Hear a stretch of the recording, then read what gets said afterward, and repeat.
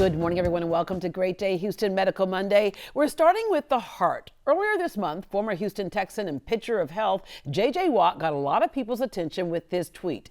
He wrote, "I went into AFib on Wednesday, had my heart shocked back into rhythm on Thursday, and I'm playing today."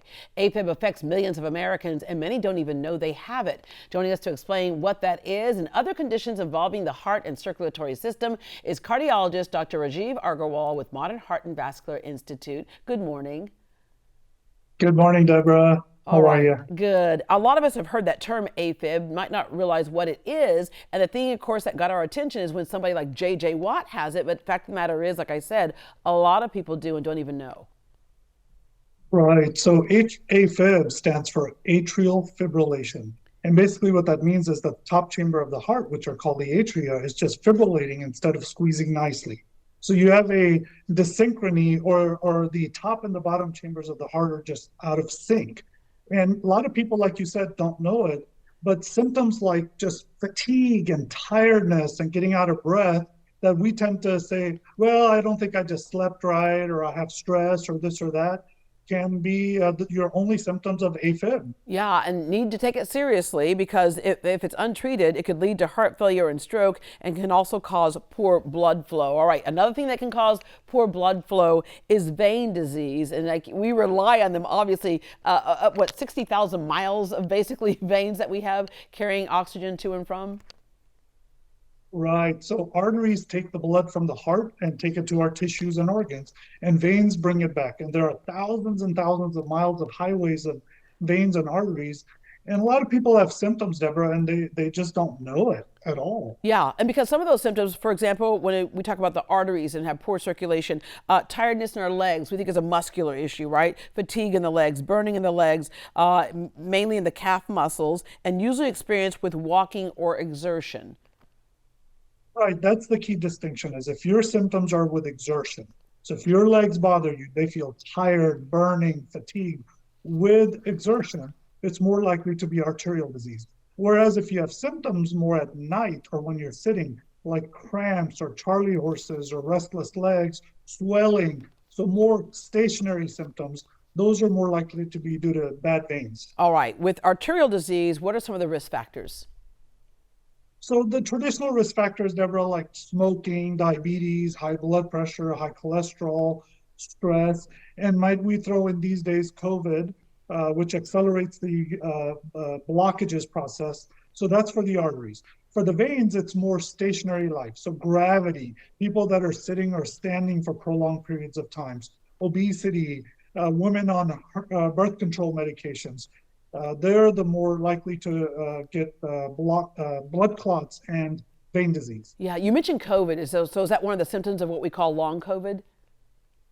Yeah, it can be. I mean, you can get symptoms related to your heart, but we're learning that can affect the blood vessels as well, months and years down the road. Absolutely. All right, how do you diagnose it? Because I know a lot of people will not come in if they think that the diagnosis process is something that they think is crazy. It really is very quick for you and non-invasive. It's very simple. So if you have symptoms, first thing we do is we talk to you. We try to figure out, is it more arterial or is it more venous? And then we examine your legs. Again, trying to see clues for arterial versus venous. And most of the times you end up getting an ultrasound of your leg veins and leg arteries, which clinch the diagnosis. And if it's there, the treatments are so simple. Yeah, and some of those treatments might include the blockage treatment. We call it the kind of the roto-rooter process. Yeah, for the arteries, it's very simple. It's all outpatient. You come in, you have a blockage, we can fix it. We have a whole team that does that. And the blockages open up, you go home within an hour or two, and you're good to go. You're walking, you feel great. Yeah, but for vein disease, it's different. Yeah, because there's some conservative things that we can do. Compression socks, leg elevation, losing weight can make an impact, but then you can go further if you need to. Yes. So if the conservative treatments don't work, then we can do simple in-office vein treatments, which could be an ablation. It takes 10, 15 minutes, painless. Let me say that again, painless. You come in, we do it. You can drive yourself home, go back to work, and within a few days, They're like, wow, I didn't know my legs could feel this good. Yeah, you know, we're looking at these before and after right here because a lot of times people will see, again, those veins that are the bulging veins, sometimes a lot of the, you know, just the coloration, or sometimes even like the leg ulcers. And again, they think that's a skin issue or a muscular issue, but need to realize that it's something different.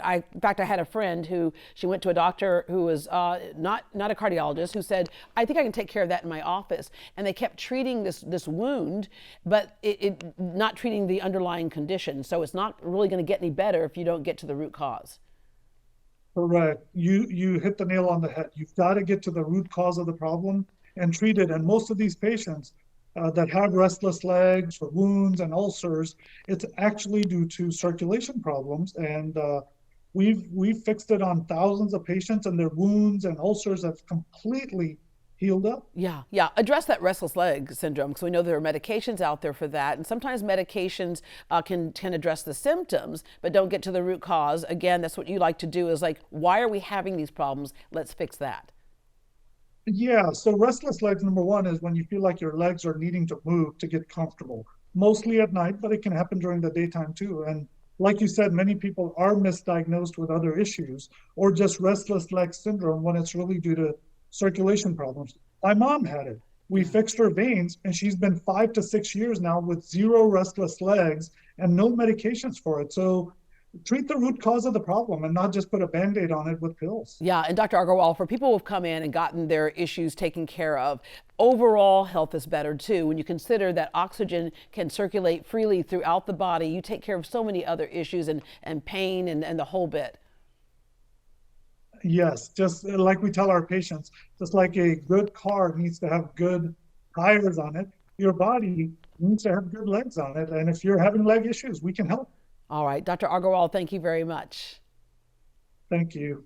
All right, to book an appointment with a board-certified cardiologist at Modern Heart and Vascular Institute, visit them online at modernheartandvascular.com. You can also give them a call at this number. It's 832-644-8930. Again, that's 832-644-8930. They accept most major insurances, including Medicare. Appointments fill up fast, so contact them today. And by the way, they have doctors who are fluent in Spanish as well. They can address all issues of the heart. It only takes a minute to schedule a vein screening, and it could save your legs and make getting around a lot more comfortable and make you a lot healthier.